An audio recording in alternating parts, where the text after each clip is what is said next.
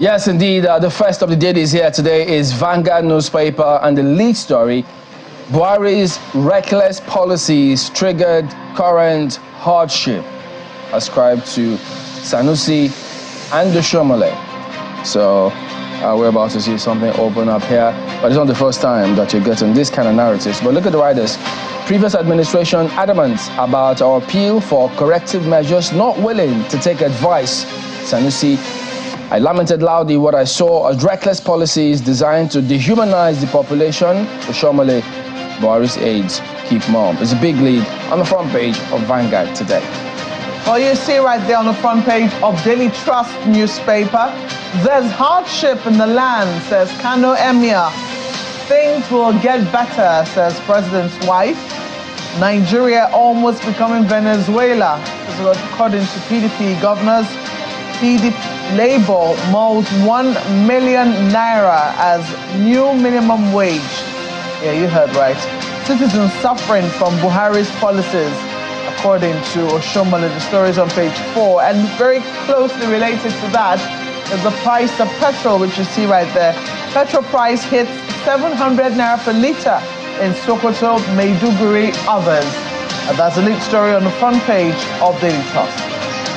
The Guardian newspaper this morning is talking about 113.8 million undocumented Nigerians, saying it raises doubts on the population size of the country. The details of that you'll find on page 6. Look at what you find right there, but part of the infographics, talking about NIN registration, still 32% short of World Bank's 148 million target by June.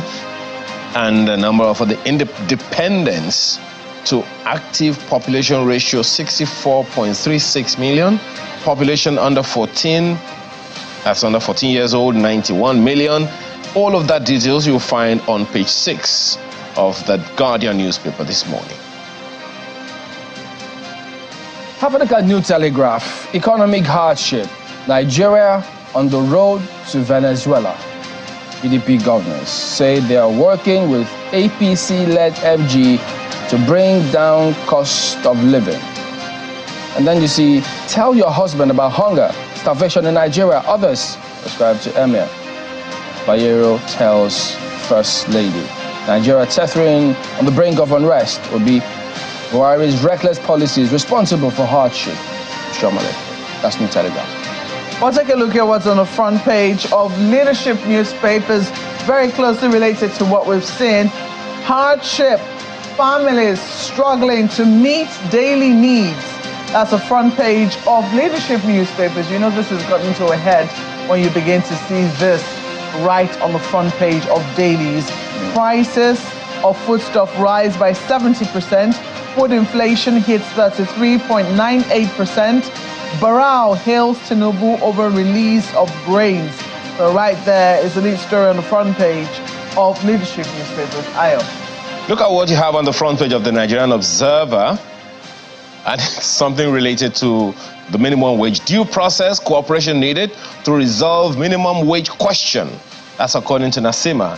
Calls for review of basis for NLC's proposed 1 million naira. Seeks fair, sustainable wage structure reflecting economic realities, workers' welfare. All of that you'll find packed on the front page, and it continues on page 2 of the Nigerian Observer this morning. Well, Daily Times pointed states to National Assembly. We want our own state police now. Period. That's how it is right there. I like that. I like how that is couched. To the point. QED. Yeah. Well, take a look at this one. This Nigeria has this 75 billion naira COVID-19 expenditure document, worthless. Who's speaking? You might want to flip to page 2 to see, just what that is about. Reps Committee tackles Ministry of Industry, Trade and Investment, insists on submission of proper document or refund alleged mismanaged money. That is on the front page of this Nigeria. Business Day is talking about food. And the big story on the front page of the Business Day newspaper, farmers' safety to storage. Food prices in Nigeria under tension. What does all of that mean? You find the details on the front page and the rest of it on page 29 of Business Day newspaper this morning. Okay, well, yeah, having gone through some of these dailies, one of the issues that stick out on the front page of Vanguard here today is what everybody's talking about, the cost of living, and how policies of government are working or not, because many always look to the outcome and the results against whatever policies are out there. But quite instructive is this now. We're getting to see the former CBN governor and the current senator, Shamale, an APC stalwart himself, saying, look, it is the policies of the former government that got us where we are today. And then the former CBN governor, who was speaking at a particular event there, he was quite categorical, cutting to the chase in many instances. He said the economy was poorly managed and they were not willing to take advice in the last 8 years. And that apart from sycophancy, nothing has been done. Those sycophants are those buying the dollar at the rate of 400 naira and selling it at the rate of 600 to 700 naira. And then he says a boy who has no record of service has a private jet and owns houses in Dubai and England just because he is buying dollars at a low rate and selling them. So, the NSA too did at least to some extent say they inherited a very terrible economy. And so now that all of these are out there, is it an indication of what is to come? Or how do they plan to approach this government? Because many have always said, look, how are they going to go after their successors? Will people not interpret it as political witch hunts? After all, they say they're the same party. But the figures, they say, it didn't just happen today. It was a build-up from the last 8 years to now. But in the meantime, Buhari's aides are quoted here to have said, look, leave the former president out of all of these things. So whether they leave him out of their mouth or out of the investigations in this government, remains to be seen. It's going to be very interesting. I mean, this conversation around how we got to where we are, because really somebody really needs to be given an account. I mean, there needs to be some accountability for how we got this deep into this mess. Yes, things were not very pretty worldwide, but we had a breaker. At some point we had a breather when the price of crude oil went up. We had a breather of some sort.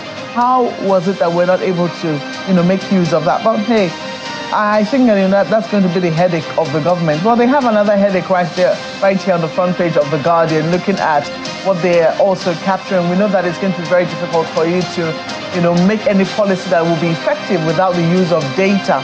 Take a look at what The Guardian is saying. 113.8 million undocumented Nigerians raised doubt on population size. How many Nigerians are we? Do we know how many we are? The big question. Sometimes, I mean, we do a registration for not just national ID card. Yes, there's a national ID card, but then there's also the voters card. And then we say our voters register is not something we can rely on. It's got fictitious figures or it's fictitious people. Well, what are we going to do to clean it up? This is the front page of The Guardian this morning, to be able to make decisions that affect us all, to be able to make decisions that are effective from top to bottom. It is important that we pay attention to data. And the most basic of all of the data is even just knowing how many Nigerians there are. When are we going to be able to crack that question? How many Nigerians are there on planet Earth? And we keep saying this. We cannot play politics or keep playing politics with figures and data. Because if you don't, you say you have palliatives. How many people will you be planning for? If you want to build roads, how many will you be building for? So if you have the wrong figure, you definitely cannot achieve the kind of results you want.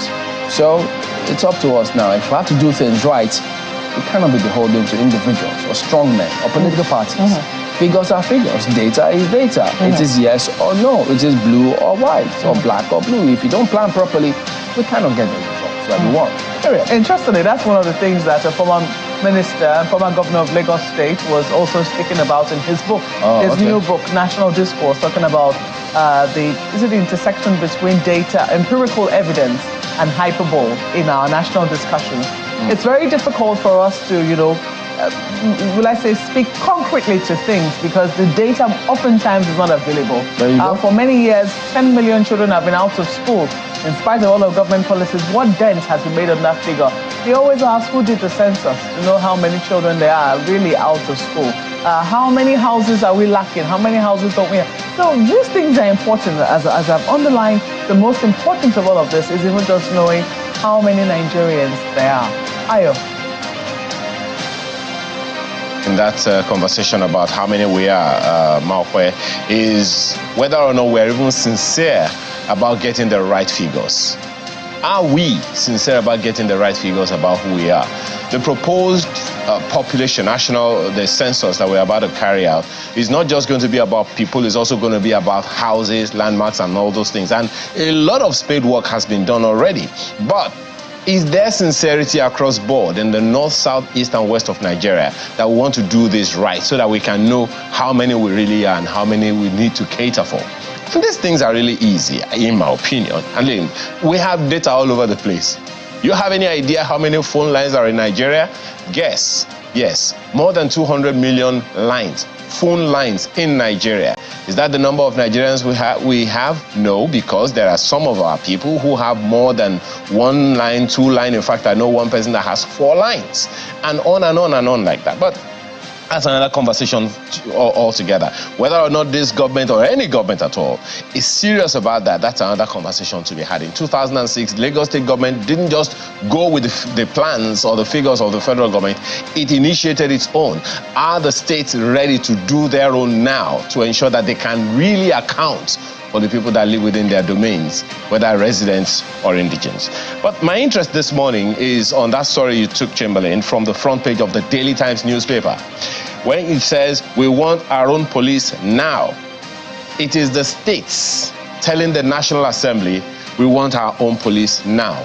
Can the people also say to the governors, we want autonomous local governments?